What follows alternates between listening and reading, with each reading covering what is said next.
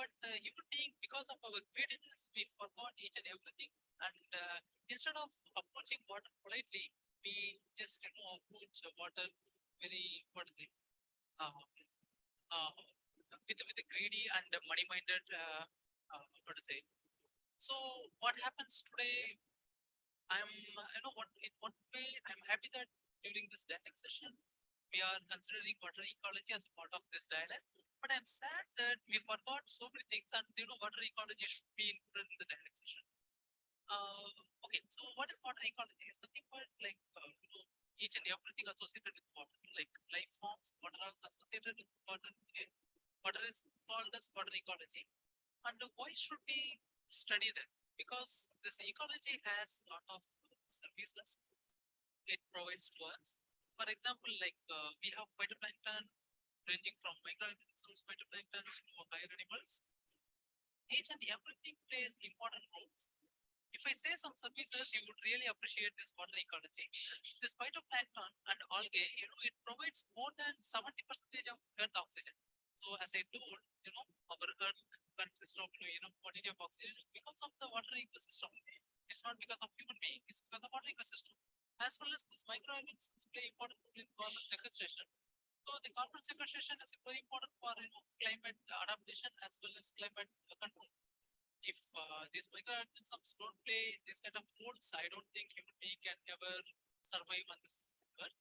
And understanding this water ecosystem is very, very important because by understanding this one, we can develop several nature-based solutions. For example, I will tell you, we as well as other scientists normally study the water ecology and we normally understand why they exist there and what they do. During our study, we found like there are several algae as well as minute organisms which can tolerate some heavy metals as well as some pollutions. So we developed several nature-based solutions to overcome those, or for remediation of those heavy metals. As well as this wetland plants, you might have seen like elephant grass, like cattails, or this or wetland plants. So we try to understand. We, in the sense, like the scientists, we try to understand and what they are doing, why they are there. So by through which we understood like they can tolerate a lot of pollution as well as they can harbor several microorganisms that can oxidize the organic matter. So through which we developed several nature-based solutions, like phytoremediation of wastewater system. These all became possible because of understanding of this water ecology. But today, like why we should engage this kind of water ecology in such a dialogue means we have like several planners here, engineers here. I know engineers as well as several people we construct dam and several months, many things. But we should understand like this while constructing all these dams as well as other things, we should consider this ecology into a matter and it should not be disturbed. If we disturb ecology, it's going to disturb each and everyone. So we should we should think ecosystem as a inclusive approach and we should take a proper mitigation as well as proper plans to not disturb the ecosystem. If we do so, so that we can come up with the solutions and we can live with harmony. As well as there are other technologies we can develop through this ecosystem that Nivedita can discuss. Before we listen to Dr. Nivedita, so I would like to summarize that basically ecosystems based approaches or strategies, they consider integration of land, water, and living resources. And they also consider human society and along with its cultural and biological diversity and traditional wisdom as part of the biotic community. So that's the difference between homocentric approaches and ecosystem based approaches. And whatever like the problems we are now facing is a result of this missing perspective. Like whenever we look at like different infrastructure planning or urban planning or development, we see that Though there are like many scientific studies or research available, but they are conveniently ignored. Because for so-called development with myopic vision, because that is what is happening now in Himalaya. You must be watching news. There's a lot of discussion around Joshi Mat sinking. So this is what exactly is happening, because they were studied available way back, maybe in 1917, which won like this kind of infrastructural development, but then they were ignored as usual. So uh, Dr. Nivedita will talk about environmental pollution, that how ignoring ecology is leading to degradation of environments. Very much. Of course. Thank you, the panel members. Just before that, I like to say water is actually, truly speaking, I'll support Dr. Meghanathan, is a media in food chain. From lower, if you go to the food chain, that's the just pyramid shape, lower to the high biomass density. The water is the media from lower to the upper level. So we can say, it is truly speaking, water is life. Then coming to water pollution, where we human being are actually having major role in this particular pollution activities by lot of urbanization, industrializations, generating lot of municipal waste, domestic waste, and many more. Of course, nowadays plastics, which is also creating havoc in lot of not only environment, in entire water bodies, wetlands, whether it is freshwater body or marine water sources. So we are the culprit. We have to see, we have to check the all the measures how to reduce these pollutions and all anthropogenic activities. A part of this, we have seen that like shipping and lot of when our port activities are there, their dredging of seas will be there, dredgings of substances will be there. That also creates lot of pollutions and spoiling to the all flora and fauna available growing in the ocean. Ocean is another big wetland source, providing billions of resources to not only human body but all life kinds. This about what water pollutions. And to remediation of water pollutions, we have come up with some solutions. Among that, like nature but solution is phytoremediations, where we have came with integrating some bioreactors in membrane beds, that is giving lot of solutions to different type of water wastewaters generated from municipal sources. Industrial industries also, we have different type of industries like pharma, then dairy industries, textile industries, and leather industries, all are having contributing different types of pollutant components to the environment, which discharges to the environments. They vary based on their organic loads, inorganic loads, and other components like turbidity, TSS, BOD, and many more pollutant components. So we are checking all the parameters and coming out with all these solutions. Among this, the membrane bioreactor, what I am saying, that is we are integrating membrane technology with biological systems in two different forms, giving some air conditions in presence of aerobic condition, and also in presence of without air, that is anaerobic conditions.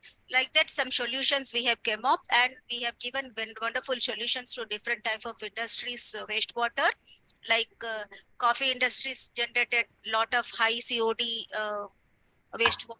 Similarly, dairy industries, leather industries, and textile industries. A part of wastewater solutions, we are also working on water conservations.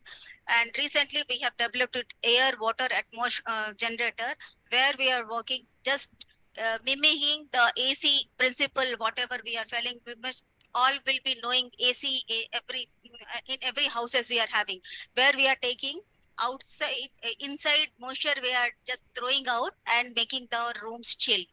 The same similar principle we have following, we have developed one technology, that is air water generator, where we are getting the moisture, atmospheric moisture we are trapping out, and our machine through that using some condenser and chillers and all, it turns that moisture, that air to water. So in this process, we feel that we are not at all disturbing the groundwater or surface water sources. So without disturbing any source water, the water is generated from moisture. This particular invention we found very much useful in coastal areas, the places where a lot of freshwater scarcity is there, plus army border areas, navy, wherever they are going for selling for more than 6 months in seas, there also they are finding all this particular invention very useful. So these are the solutions what we are working on, water conservations without disturbing the groundwater and surface waters. Apart of this, we have many other solutions, and moreover, all you will be like to know that rainwater harvesting has been thoroughly and continuously throwing this solution to everybody. And I also urge to everybody, we should and we must actually go with this water harvesting. It's a very simple technique, and this will also save many millions of water. These are all about what we are saying. And regarding water, water is not a small subject, it's a very, very vast. Water is useful in many, and in fact, in all facts of life. Simple example, if I'll tell, water in pharma, this a particular sector, we are using many types of water, where we differentiate these water based on the water qualities. Like water qualities for drinking, we have to see that that should be free of germs, that the pH should be in particular range. The other, like conductivity, turbidity, TDS, all these are the some parameters are there. So these are one part of water quality, which are also has to be uh, one should know, and in fact we all should know whenever we are having drinking water, because quality water makes our life better. When it comes to hospital use, we used to go for demineralized water, that is devoid of all minerals, that also we are making. So when we go that type of water, it again comes to three different type of type 1, type 2 and type 3 type of water, where type 1 is actually used for the nuclear semiconductor laboratories, whereas type 2 and type 3 we have developed all those technologies, got patent also, that has been used for all laboratory purpose, even in hemodialysis, like kidney dialysis persons and all. And I'm happy to share that I'm part of that particular inventions, where we have developed the technology, and till now more than 3 lakh patients have been used this particular our water. And recently we have successfully installed that plant at ESI Sanat Nagar, Hyderabad.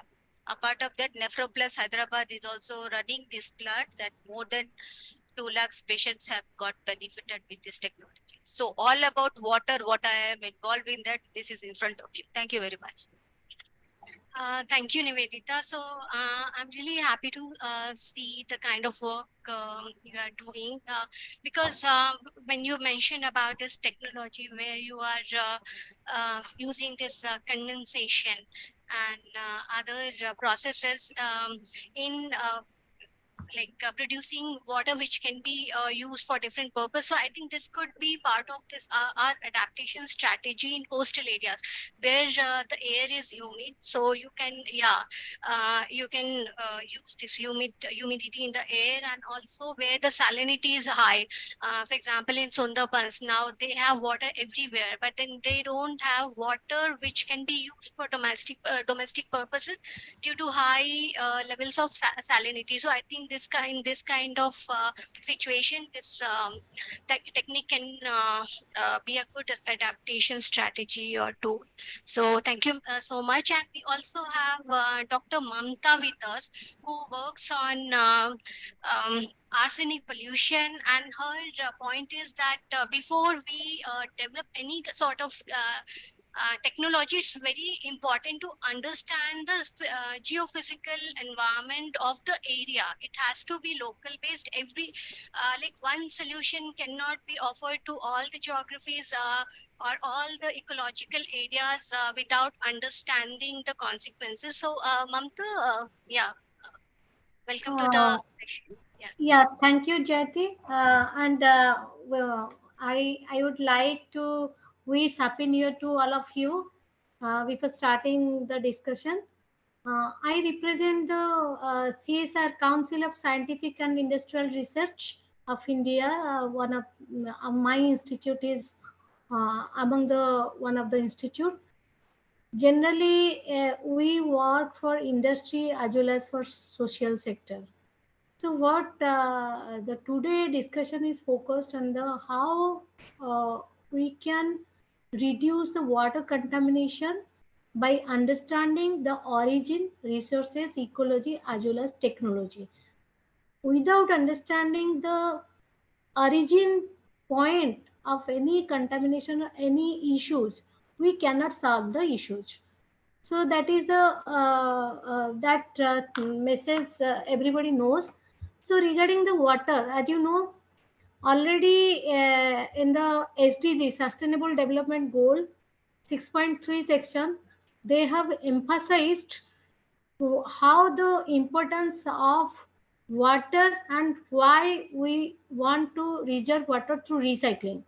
Recycling means wastewater, whatever wastewater which is mostly generated because of region specific, because of human activities, because of natural calamities. All this water should be recycled and usable for the humankind. So, and this is actually interrelated to other goals also.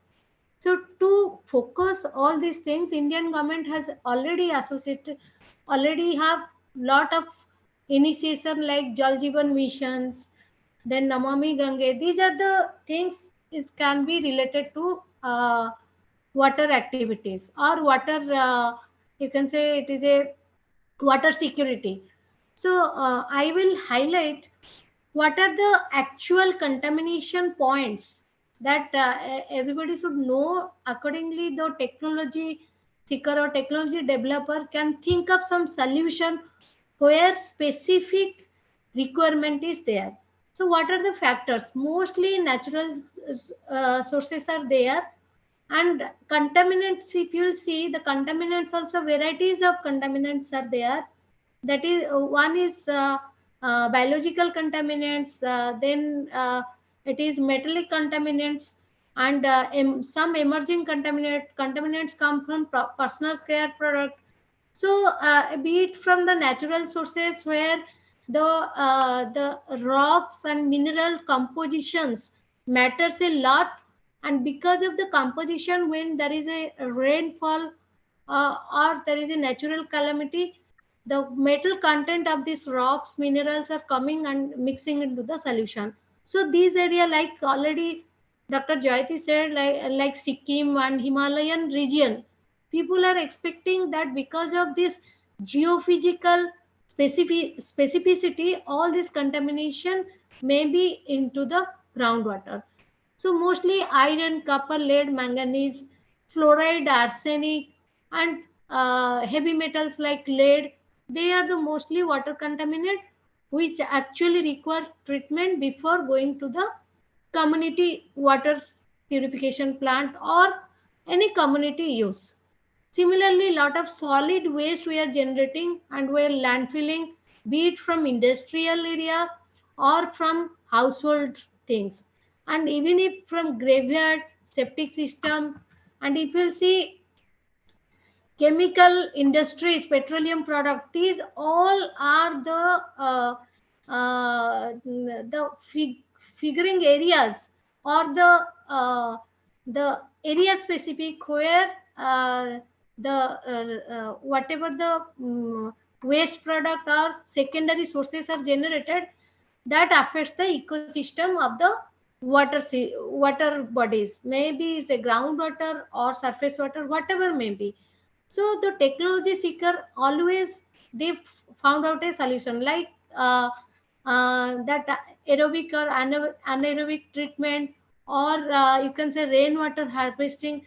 All these things also is not 100% success if we will not consider all this origin of water contaminate resources.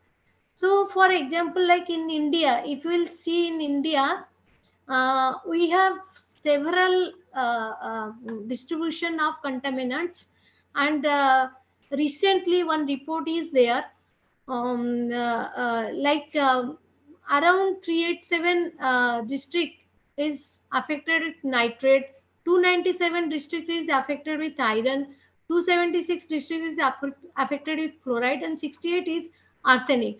Why it is very specific to this contaminant, that we need to understand.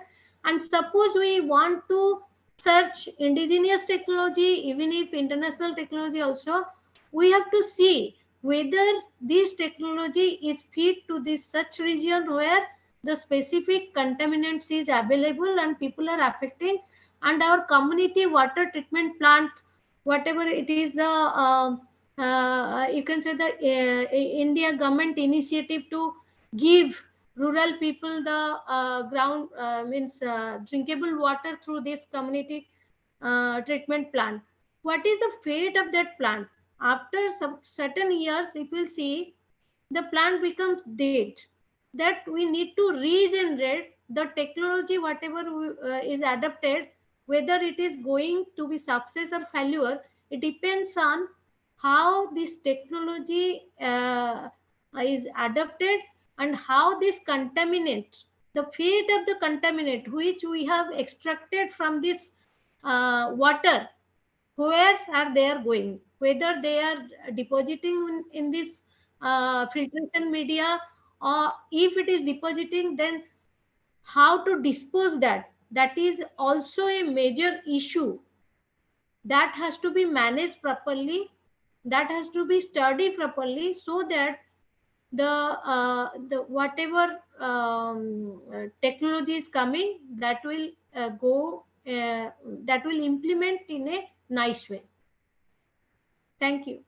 Yeah, thank you, Dr. Mamta, for your insightful talk. So basically, she is emphasizing that solutions should be designed based on the local knowledge and local environmental conditions. So we may think globally, then but then we have to act locally. That's what I think she wanted to convey. So another after listening to all the scientists who are part of this panel, I understand that a lot of efforts are being put in understanding ecology and also using it for the betterment of human society. But then, maybe this question is open to answer for all of you, because you all come from different sectors and areas and area of expertise. So one thing is, like, you have scientific knowledge created around these issues. You also have traditional knowledge available. But then what goes wrong? Why it is not reaching the ground, or the people who need it, or the ecosystem which needs it?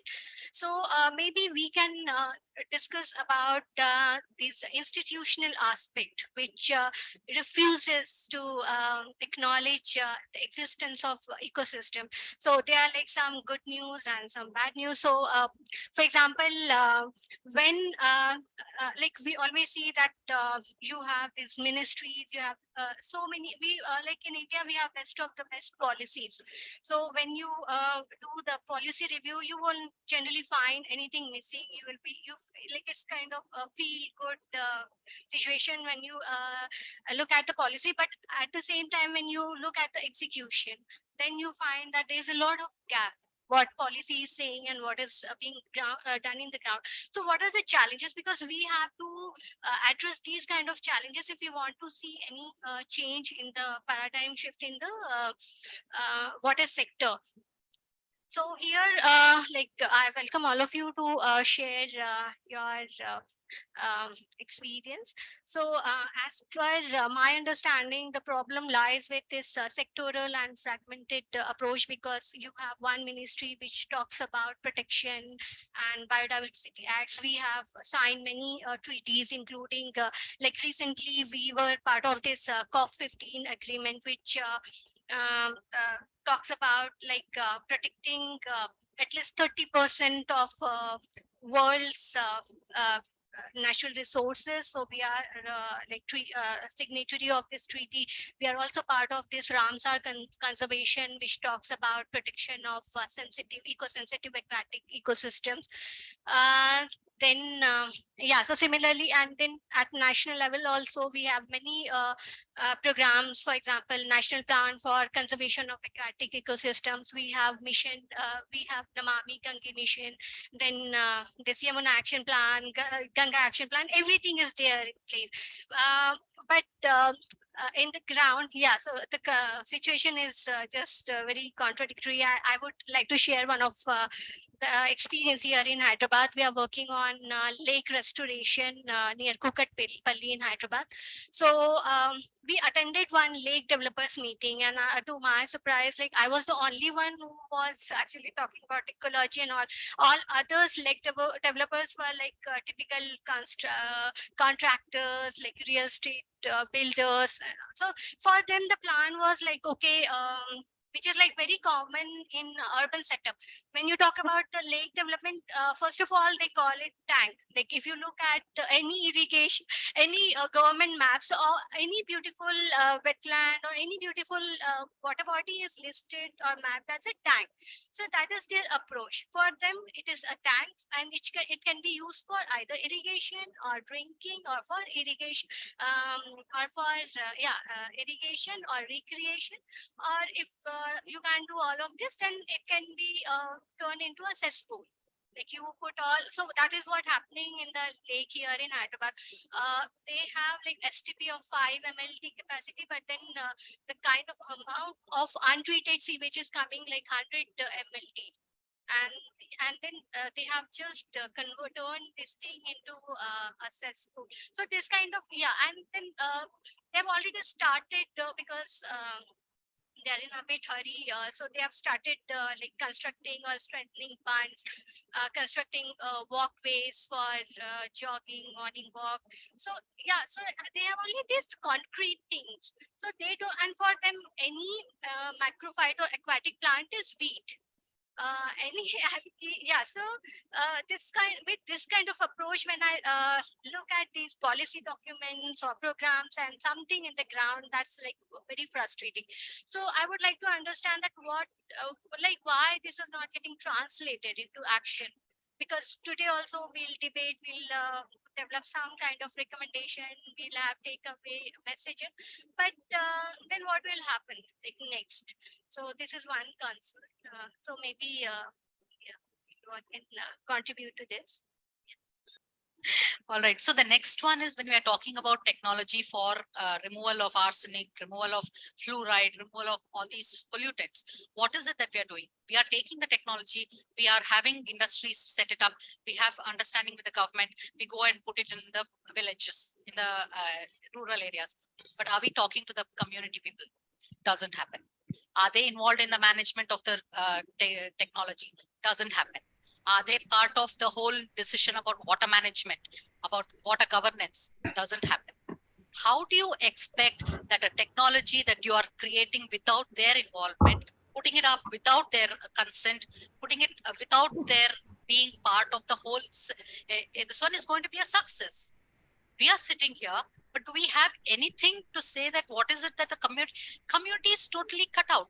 Do you even consult with them what kind of pipe is required for taking the treated water to their homes? No, that is decided by the government, by the consultant, by the person contractor.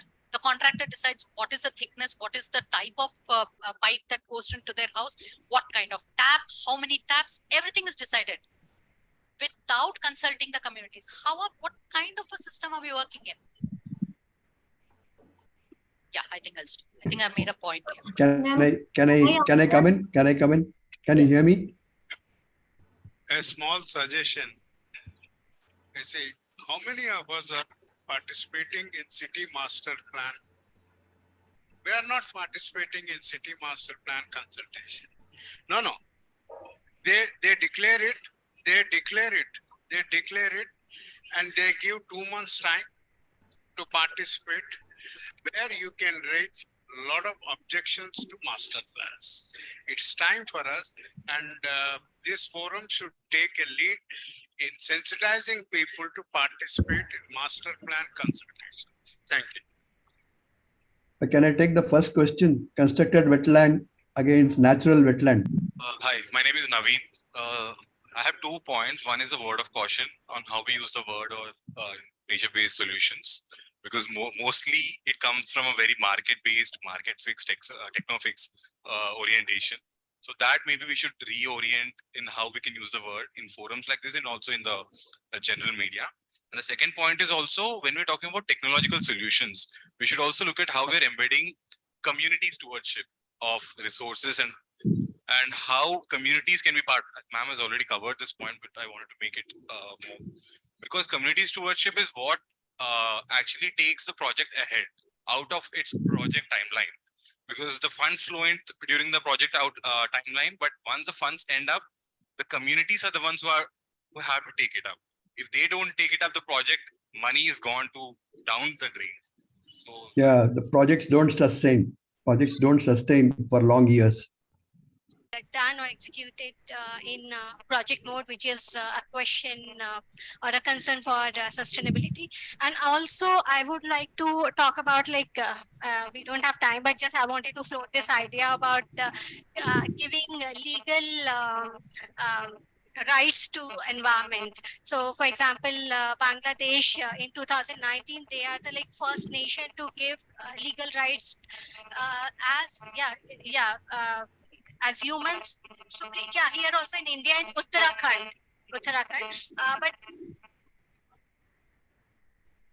but in Bangladesh, they have declared it, and here also in case of Uttarakhand, court has accepted Ganga and Yamuna's right as human right as human. Yeah.